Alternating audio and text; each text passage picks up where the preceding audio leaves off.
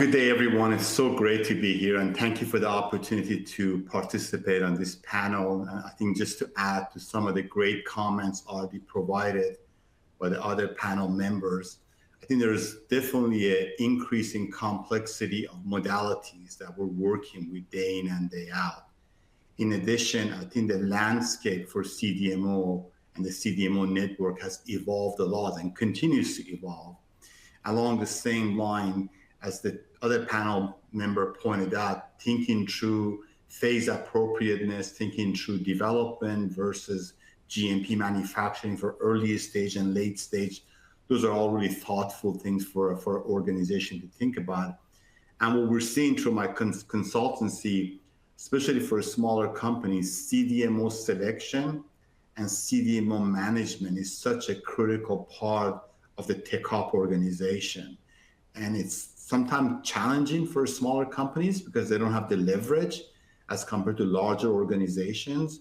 And so I think that's something we can also talk about, how to create leverage, how to be able to basically secure timelines and secure capacity. But yeah, it's really fascinating. And this could not be more like a timely discussion. Very good. Let me stay with you for a second, Deza, because upon registration, some of our attendees today asked in different ways, basically the question, what's going on with this? What do I need to know about the CDMO? So you just mentioned a evolving CDMO landscape. So maybe you can tell us what that means and how that could affect, for example, a virtual biotech. Sure. I mean, we could talk about the geopolitical ramification later. Let's put that aside. But there's been a lot of mergers and acquisitions in the CDMO industry. So smaller organizations were bought up by larger organizations, and the landscape has evolved significantly. In addition, there is geographical diversity within the CDMOs that we have to be mindful of.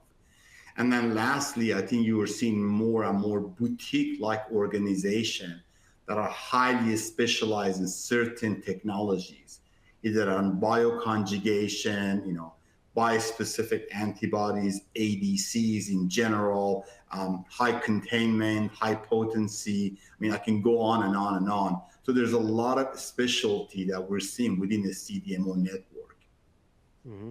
Are you a proponent of working with these, as you say, boutique CDMOs focused on specific services, which means you have to put together a bunch of external partners?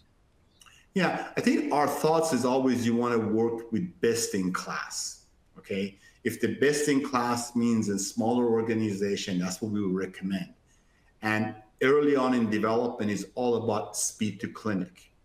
As your project evolves and you learn more in relation to the clinical outcome, you could make additional investments and tech transfer to larger CDMOs. But the key is best in class relating to your technology.